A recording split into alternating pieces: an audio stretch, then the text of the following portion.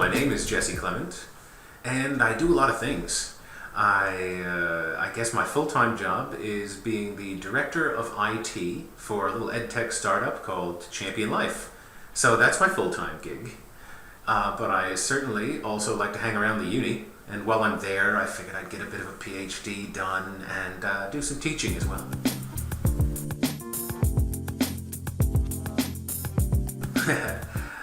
Well, I don't know, when you've been around for a while, the path gets pretty long. But the pathway started in university in the ancient year of 1996 with a computer science degree, which meant a very different thing then than it does now. The fact that I was working for campus IT while I was there was pretty huge. Having that real-world experience as a part of my degree made me so much more hireable when I got out of that gig. So that got me started on the path to be a Microsoft certified systems engineer. Once I moved out of Melbourne and came up here, I decided I wanted a bit of a different career.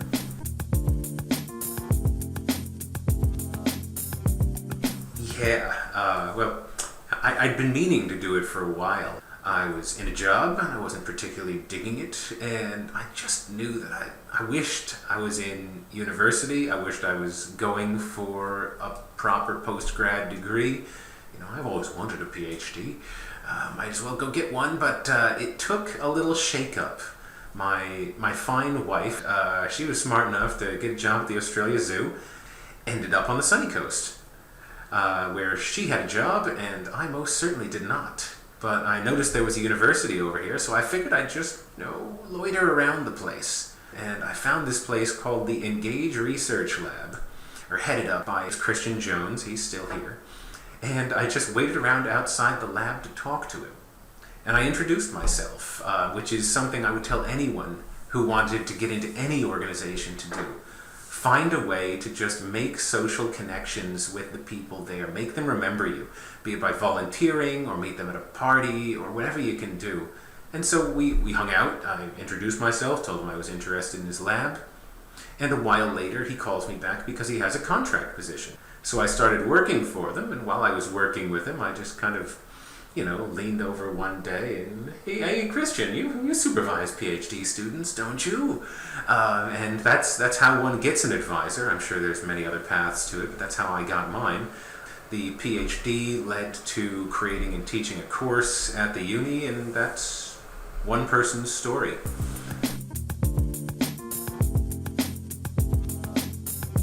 Oh yeah, well, that's a course that I teach. I was lucky enough to be teaching a course that I actually wrote myself too. And its name officially is Virtual and Augmented Reality Design.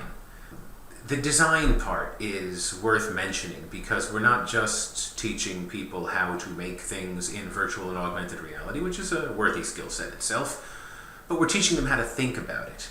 And we start in the first class at cave paintings, which is not as original a concept as I thought it was when I started. I thought I was being kind of edgy, like VR, AR? No, caves. But it turns out that some other people too have figured out what I thought was a bit edgy, that media is a process, and media is about, in a lot of ways, representing things that aren't here. And, we started doing that on cave walls originally, and we've gone through all sorts of things, paintings and theater and radio and television and video games. And, well, we seem to have some virtual and augmented reality, but they didn't just happen. It all kind of pushed towards this, and so some of the fundamental rules of creating in those mediums apply, and some new rules also apply. Like, don't put someone in a roller coaster for their first virtual reality experience. It's a bad idea. These design principles. So we have these overarching principles about how to do what you do well, but there's no point in knowing how to do something well if you don't know how to do it in the first place. So we also teach people how to create virtual and augmented reality projects, all in a short span of one class. Well, we assume a little knowledge coming in. It is a 300-level course. And so we start them out in a suite of tools. Let's divide this up into augmented reality and then virtual reality. Yeah, we have a suite of tools for the AR that is, overarchingly, it's called ZapWorks. And their most basic software is called Designer, which is like PowerPoint for augmented reality. Pretty easy to just step right into off the street, though. Not much assumed knowledge there. And then we work up towards ZapWorks Studio, which is, I like to say, Photoshop's GarageBand cousin for augmented reality. You need a little bit more of a skill set to get into it, but you can do more. That's your general software trade, complexity versus capability. So that's AR on the one side. VR over here is done. You'll be perhaps less surprised as the years go by to note, the VR stuff is done in HTML. There's an HTML framework called A-Frame, which is pretty darn easy to get started creating basic virtual reality scenes that run in web pages and can be accessed from computers, mobile phones, or VR headsets. Sweet. And you tack a little JavaScript onto that by the end of the course, once things get a bit more complicated, and you can make some pretty responsive basic VR stuff. Look, we only have one course to teach everybody this, so we don't go too crazy, but it's a good start.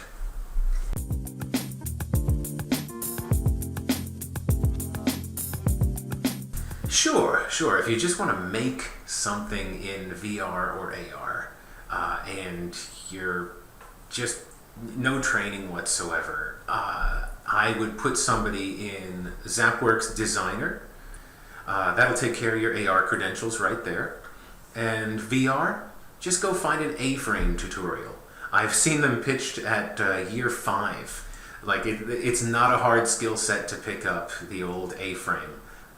So yeah, AR, ZapWorks Designer, VR, A-frame.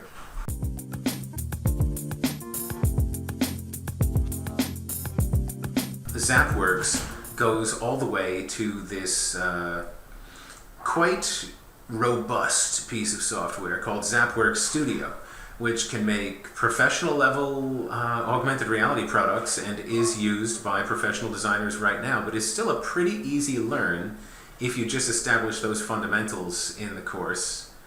And on the VR side of things, you've got your HTML and you've got your A-frame, but you want to do a bit more, and that pushes you towards JavaScript. JavaScript as a language could be summarized as its job is to move HTML around. So once you know some HTML and you want to learn some JavaScript, I'd probably send people towards one of my favorite little training libraries. Grasshopper for JavaScript is a lovely little kind of gamified step by little baby step introduction into JavaScript, which you can then use to move these virtual reality concepts around, like adding clickability and interactivity to an otherwise static VR scene is where JavaScript comes in. And what else do we use? I guess you might want to write some code in the kind of stuff I've been talking about. For that HTML or JavaScript, once you have your proper learning HTML or learning JavaScript course selected, you're still going to need some kind of a development environment to work in. My students write in glitch.com. It's a website that lets you have half your screen dedicated to code and half your screen dedicated to the web page that is the result of that code. And as you change it over here, you can see exactly what happened over there.